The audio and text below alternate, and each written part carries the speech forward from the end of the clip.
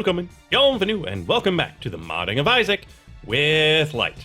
Today, we're working with pathfinding via the Pathfinder class. We're starting in a relatively interesting room for the sake of, doing some pathfinding. So I'm gonna head over into this corner, and we're going to spawn somebody. The somebody we're gonna spawn is called Faceless. As you can imagine, he probably has no face. So when he's far away, he just wanders around aimlessly. He just does random movement, random directions, just wandering about. And you can see that he moves properly with the walking animation and everything. Unfortunately, Dead Bird is going to cause a problem, so let's get rid of them and spawn ourselves a new one. You'll notice when he got sufficiently close to us, he started chasing us down, because he changed state once he got sufficiently close. Now, if we try to hide behind this rock, he'll find his way back around to us. Whereas when we're out in the open, he makes as straight a line to us as he can manage. So we've got several different things going on. We've got obstacle avoidance, we've got random motion, and we've got direct motion. He doesn't fly, so he has to know when he runs into things. And yeah, needs to know when he's close enough to start chasing us, as opposed to just doing the normal, everyday meander. And all of this is done with mostly stock code. There's very little code that you need to write yourself to make this work. But let's knock this guy out, and we'll head over to the code and see how this all works. So, if you haven't watched an episode where we made a custom entity before, please go and watch one of those now. This is not going to cover all of the steps of making a new entity. It does. I'm going to show you that we have main.lua, we got resources, we got content in resources, we've got GFX, we've got the faceless. You don't really need the gaper, that's just what I used for reference. And then monsters, classic. This is where you get the actual skin for them. But there's two skins necessary for the gaper, the body and the head. We don't change the body at all, we just modified the head to this faceless.ping.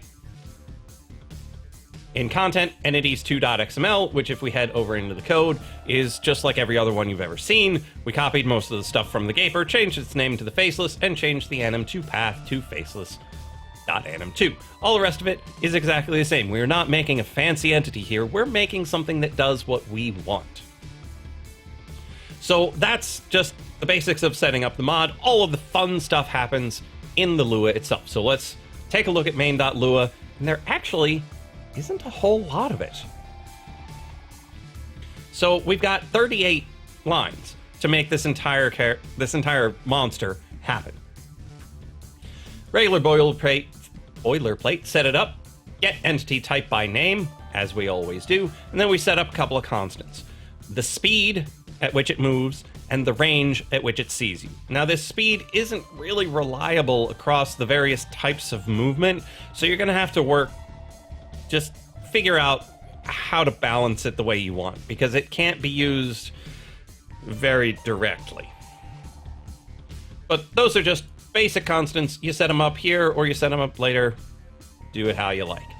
We only have one function on Faceless, because this is the Npc Update Callback. Whenever I say callback, I mean the function that gets called back. You add that callback here. So our mod, we add the callback, Npc Update on Faceless. You can name this whatever you like, but I'm going to reiterate, it has to have a unique name. If you have two functions that have the same name, the second one overwrites the first one, because you have to call these things by their name, and if you've got two things with the same exact name, it's not going to call both. Only one can actually exist. And then we had a filter here at the end saying we only want this function to run for our entity as defined up here. If you haven't quite got the gist of it yet, this right here is a number. In the case of our entity, it's number 37. And we pass that in here saying, only for entity 37 do you want to run this function. And when we run that function, it gives us the entity. It doesn't matter what you call it here. You could use entity, you could use E, you could use faceless, just not the same faceless as this one up here. This is a table of constants. It tells us what to do. If you try to use the same thing here, it's just going to confuse you. The game, it'll be fine until you try to use this one. If you say exactly capital F, aceless, here, you'll see the local one, not the global one. So make sure you know which is which and just name things differently. If they are, in fact, different. So what do we do every time the faceless updates? So this is every frame it tries to do something. So we grab its sprite, because if we just let it be, if you noticed right at the very beginning, it was just the body. The head wasn't there. Well, it's because it didn't have the overlay. It didn't have the head on top. So you just tell the sprite to play the overlay head. Because in the animation itself, there's walk hori, walk vert, and head. So you play the overlay head, and it just plonks the head right on top of the body. Works great. And then this false is just saying you don't need to force it. It's just going to be the head. And then we tell the entity anim walk frame. Since it's an entity NPC, it has this function that you can just say, if you're moving horizontally, walk horizontally. If you're moving vertically, walk vertically, and play these animations if you're moving faster than 0.1. You can change this depending on what you consider a walking speed. You just don't want it to be 0, because then it'll always be playing the walk animation no matter how slow it's going. You just tune this to the point at which it animates the way you think it should animate. We probably don't need to run this every time, but we don't lose a whole lot by running it every time. If you want to put an if statement here and say if its frame count is less than 1, then run it. If you want to, great. If you don't, I don't feel any slowdown from having done it. But then again, haven't stress tested it with 1,000 of them yet. Then we grab the target. You never want to use get player 0, because player 0 might not be the target. There might be player 1, there might be punching bag. Always use get player target from the entity you're working with. And it can change its target midstream. Then we grab the data. Entity get data, because we've got something we want to store regarding this entity. And that thing is the grid countdown. That's how long it wants to wait after running into a grid entity before trying to revert to walking straight at the player. Because the way it's designed is that it will walk towards the player when chasing them until it hits a rock in its way, and then it'll start to do the pathfinding.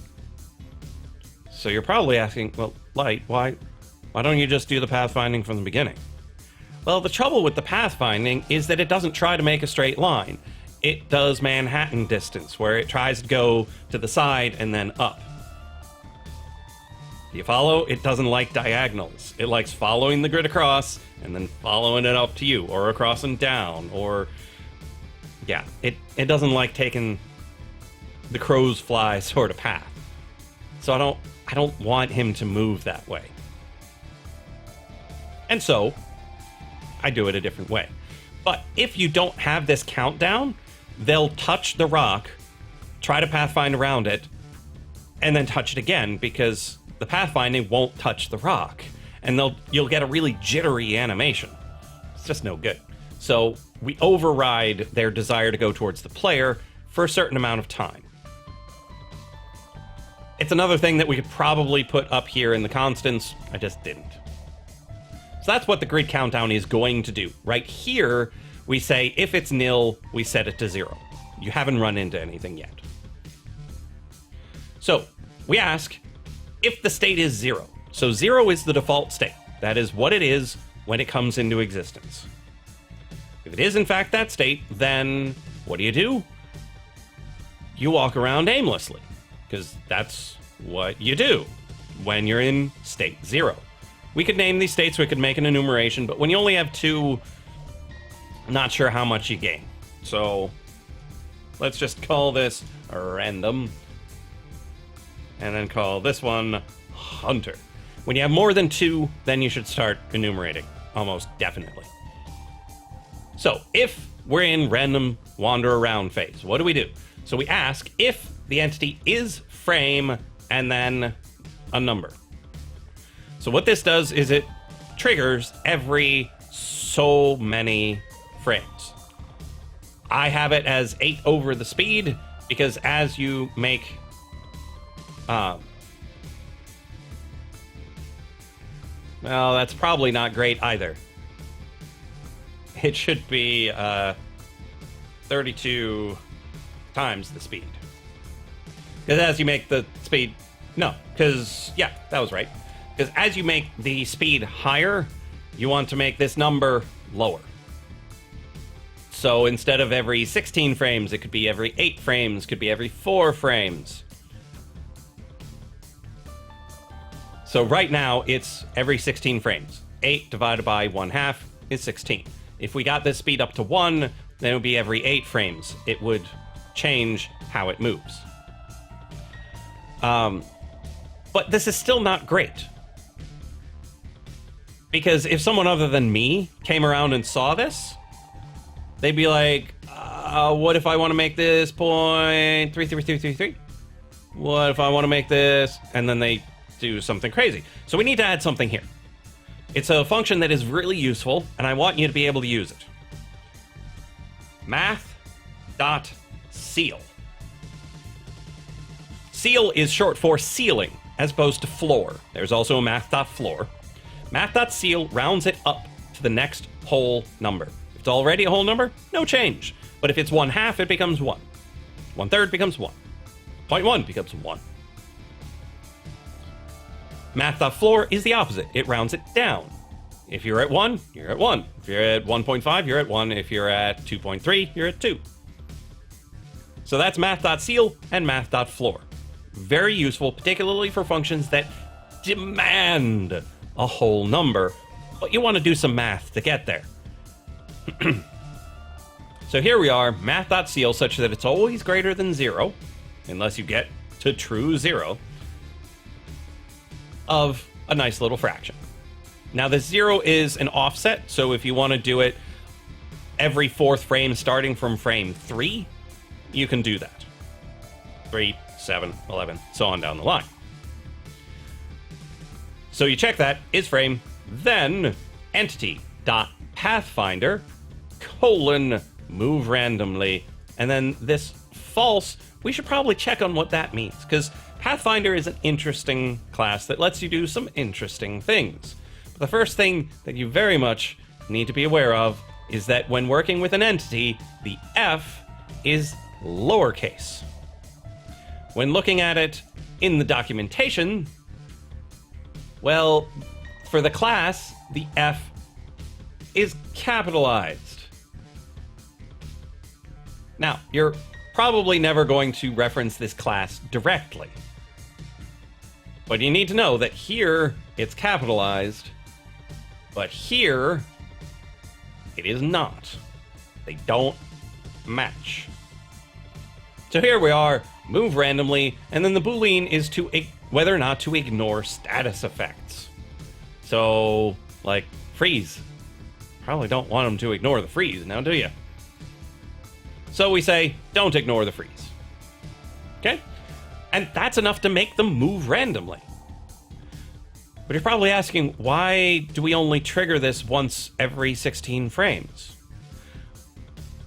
It does truly move randomly. So if you trigger this every frame, it's going to try to move in a different random direction every frame.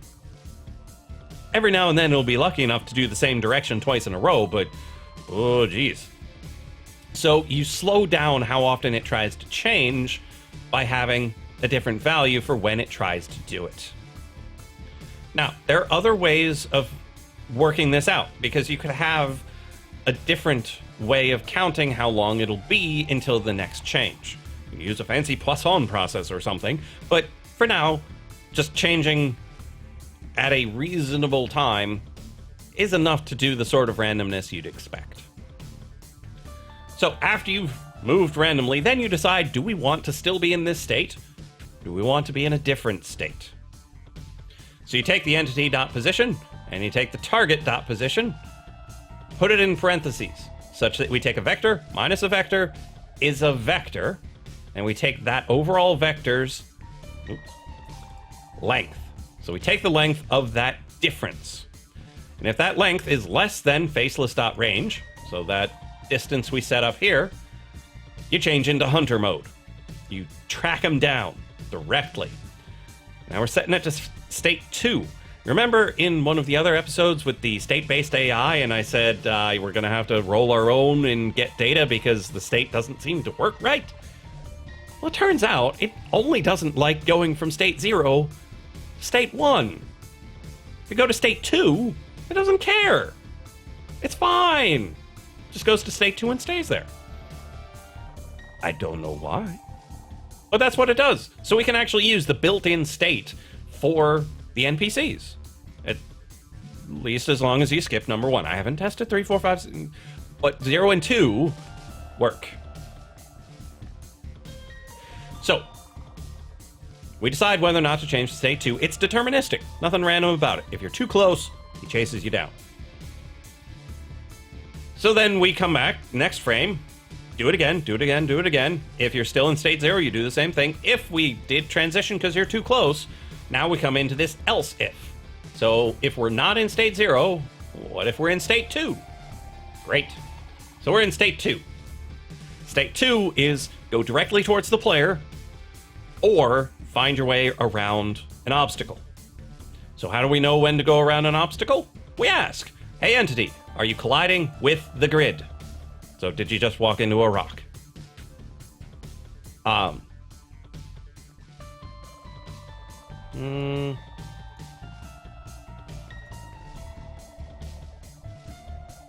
Oh, and the grid countdown is telling us keep pathfinding, such that it doesn't just oscillate back and forth. So, are you colliding with the grid, or did you recently collide with the grid? If so, what do? Well, we have the entity ask its Pathfinder to find a grid path. It's pretty neat. Just one line of code saying, go get that grid path. Then we tell it where it's going, because it needs to know where it's going to be able to actually get there. Now, this is the position of its target, but it doesn't have to be. So if you, say, put a healing fountain in a room, you could have an enemy that gets down to half health and then goes, oh geez, I gotta go top up. While the other enemies keep attacking you, the player, that enemy goes back and gets some heals. You just tell it that healing fountain position and it'll find its way back. Then we tell it how fast to get there. That's where I set this speed, because it's a nice direct usage of the speed quantity, so that's where I use this speed directly. Everything else calculates from this speed. This is where it's used directly. These last two are a little bit of a mystery to me. We've got path marker, which I'm not 100% on path marker. I know that when you work with grid entities in the rooms, there's path markers involved there. And then this use direct path, you'd think would change it from being across and down to walking directly at them, but it doesn't do it. I have seen no significant difference between true and false here with the faceless. So I put a 1 because it works, and I put true or false arbitrarily.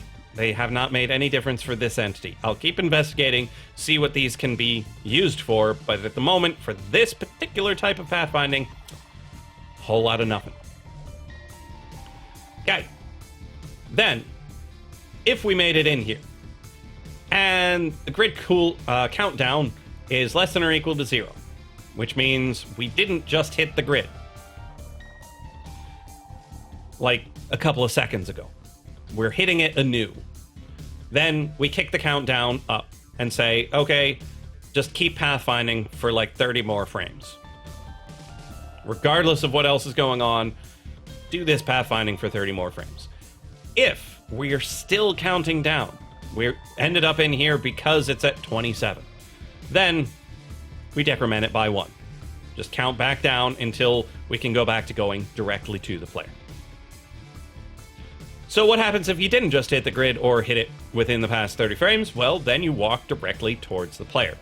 So our entity's velocity is the target's position minus your own position. That's a vector. We normalize it because it doesn't matter how far away the player is from the enemy. The speed at which they move doesn't matter. So we normalize it to get a direction vector of length 1. Then we multiply that by our speed constant, which is up here. But for some reason, the find grid path speed is about 6 times slower when applied directly to the velocity. So I multiply it by 6 and it comes out more or less right.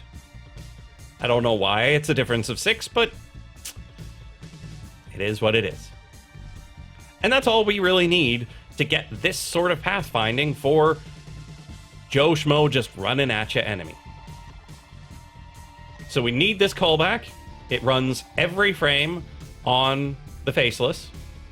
Well, every update frame on just the faceless. Pulls you into this function, which gives you the entity itself.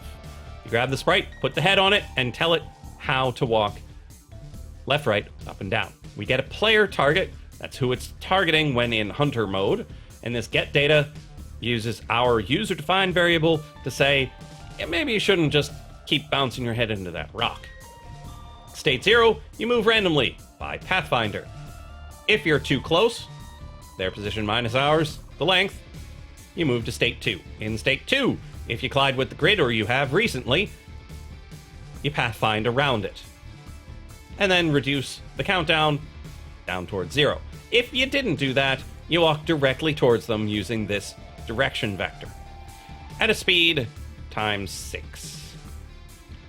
And that's all we've got for this. We're going to head back over to the documentation because there are a couple of other interesting things in here, because there's move randomly and then there's move randomly boss. Not entirely certain what the difference is and why one of them returns a boolean and one doesn't. Weird. Move randomly axis aligned is most likely how bonies move. When they're not throwing things at you, they move along the X and along the Y, but they don't move diagonally when being random. Find grid path we just used has path to pause is basically just to make sure they can make sure they can get there before they try. So if you've ever been in a room where the enemies just sit there waiting for you to break the poop, it most likely has this checking to see whether or not they can even get to you. Has direct path has not really worked out for me. I had the enemy in an empty room, and it still returned false. It was me and them, empty room, nothing in there to block them. Still didn't have a direct path, even when I was directly left, right, or up and down from them. I walked circles around them, still came back false. Not sure why. Evade target. I haven't used this one, but it sounds like fun for them to avoid particular places, whether it's you, a trap, or some imaginary thing. Who knows? There's a lot you can do. And then we get a couple of interesting things along here, like figuring out where they are in the grid, and Can Crush Rocks allows them to move differently. So you might want to play around with some of these things. But this is where you find it in the documentation. You just run these and it makes the enemies move the way you're telling them to. I have an idea for an interesting application of this, but that's going to be a couple of episodes out. Next episode, I'm hoping to cover how to add this new enemy to a room using the room editor. After that, I want to work with how to do things with grid entities. Not just adding and removing them, but when they get destroyed, having it spawn things like a tinted rock does, or maybe other ways of manipulating them. And then after that, I want to work with beggars. In conjunction with breaking rocks, giving you rocks, you might want to have a stone beggar that gives you interesting stuff when you give him some stones. But that's all I've got for this episode. I will see you in the next episode of the Modding of Isaac with Lyte.